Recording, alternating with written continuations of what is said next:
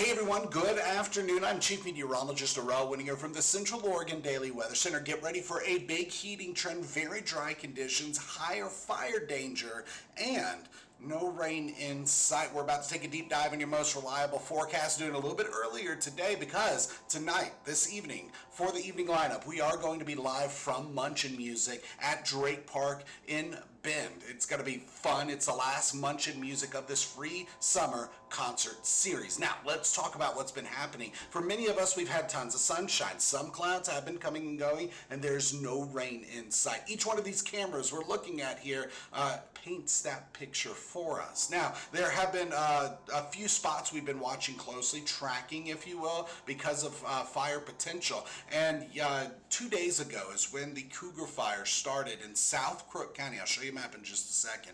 Now, this fire grew pretty substantially that night, but since then, we haven't seen much motion on it. We did see some embers continuing to burn last night, but right now, both the Wagon Tire camera, which is 29 miles southeast of where this fire is, and the Hampton Butte camera, which is a little bit further to the west, maybe 3 to 5 miles west of where this fire is.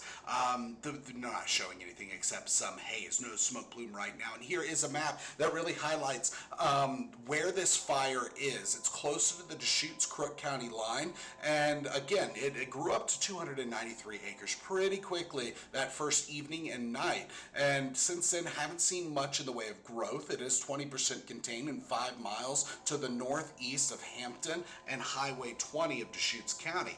Now, when it comes to relative humidity, we are still very dry, not nearly as dry as we would be if, say, there was a red flag warning in place. Percentage-wise, we are in the 20s with a few 30s, even 40% in Sisters. Paulina is drier, 18%, but this isn't critical fire danger conditions. What makes it the higher fire danger conditions is our gusty winds, and winds have been gusting between 15 and 25 miles per hour for the last couple of hours, some places 30 plus. Actual wind speeds are more like 5 to 15 miles per hour, still coming out of the northwest, and they're picking up here through the late afternoon and early evening hours tonight.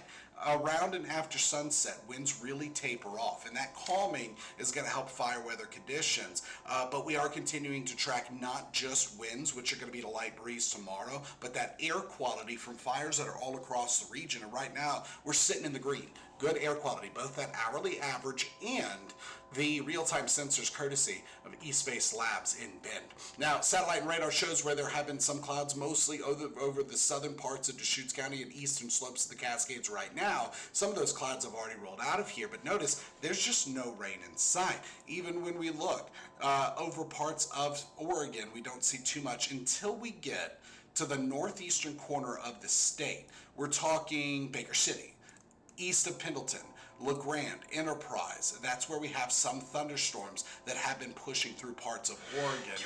And there is a chance that some of those could become severe. So we're continuing to track those, but they're rolling away from us. And part to do with that cold front that rolled through the other day. Now, a warm front is about to make landfall. This warm front is going to bring some additional overnight clouds and some clouds the next couple of days. But what it's really going to do for us is open the door for tons of sunshine on its backside, and in its wake, I should say, and a big heating trend. Looking at the bigger picture with infrared satellite imagery, there is an enhancement on this to really pick out those tall, towering cumulonimbus clouds.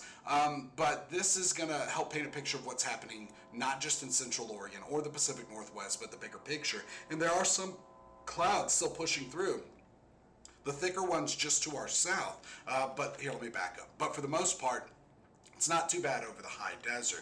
Now, when we look at the bigger picture, like I was talking about, there's a broad ridge of high pressure centered over the Pacific Ocean. Now, this high is expanding to the north and northeast. Then it's going to start to gradually slide over the Pacific Northwest. This high is what's bringing the heat wave that we're talking about by this weekend and early next week. And outside of that, I really don't see this breaking down until we get further into next week, Tuesday, Wednesday, Thursday, and that's when we see more clouds, just not much in the way of precipitation. So here is your high resolution forecast model, and it does not show much. It shows some clouds right now, gusty conditions continuing until about sunset, then clear, and plenty of sunshine Friday. Some Friday night, early Saturday clouds that could go into Saturday. So Saturday will end up with clearing and maybe a few PM clouds. But temperatures in the last 24 hours have really been in the 70s with a few 80s. Right now, we're still in the 70s with a few 80s. So not too far from where we were sitting on Wednesday. In fact, running 2 degrees cooler to 5 degrees warmer than 24 hours ago. So almost a carbon copy. Now through tonight, it is getting cooler. We're back into the 40s with a few 30s expected, some 30s expected. By tomorrow, we're back into the 80s, and that marks the beginning of a big warming trend. When it comes to UV intensity, it's going to be very high. The forecast for tomorrow has it up at a 9, and very high runs a gamut between 8 and 10. And so we're right in the middle of that, with tons of sunshine, few clouds expected, 80s. By Saturday, a dip in that because of the early clouds rolling through and then cranking it back up to 9 by Sunday and Monday. I would not be surprised if it gets a little higher. Not expecting extreme UV intensity, but staying in that very high range. Now by Friday, highs are going to be in the 80s, and we're switching gears now, looking at a different forecast model. This is geopotential heights. It helps us really identify where high pressure is, where low pressure is, and what's happening between. I threw in the wind speed and direction in there as well, and we can see that by Friday, not as strong of winds, but getting a little breezy at times. Highs in the 80s, tons of sunshine, a few clouds, and that warmer air mass really continues to roll into the Pacific Northwest Saturday. Some additional clouds are expected Friday night and Saturday, but no rain in sight. Then we're bringing the heat by Sunday, continuing it by Monday. So going from 70s today to lower to mid 80s tomorrow, then mid to upper 80s with a few 90s Saturday, and by Sunday, we're in the 90s, heating up a little bit more before this ridge of high pressure starts to flatten, but our heating trend peaks on Monday, then we start to come back down. A different forecast model, this is the one I typically use on air, not just the high resolution, a few more things thrown in there, and it really helps paint a picture of what we're going to see, and really, it's not showing much. It shows those Friday night and early Saturday clouds rolling through, but then back to sunshine. By Sunday, sunshine.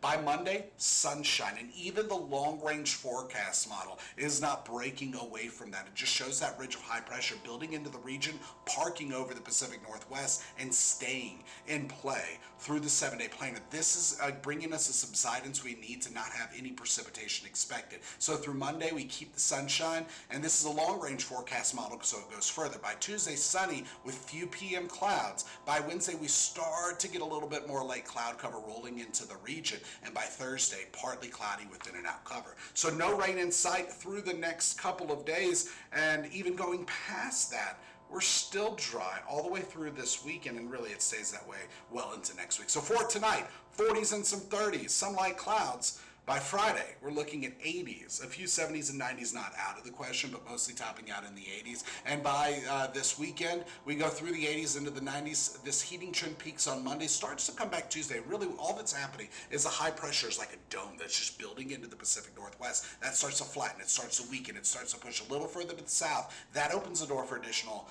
cloud cover, and it takes away the heat advection that we're looking at through Sunday and Monday, and so temperatures level off. They come a little closer to average at this time of the year, late in the 7-day planar. Monday and Tuesday will bring stronger winds as well. So a quick look at your weather headlines for this Thursday, August 7th. A heat wave is on the way. Expect sunshine. It will be very dry, and fire danger will be on the rise. Now, past the 7-day planner, we are looking at unseasonably warm temperatures the days 8 through 14. So not this 7-day forecast, but the 7 days after that, and it's just staying dry.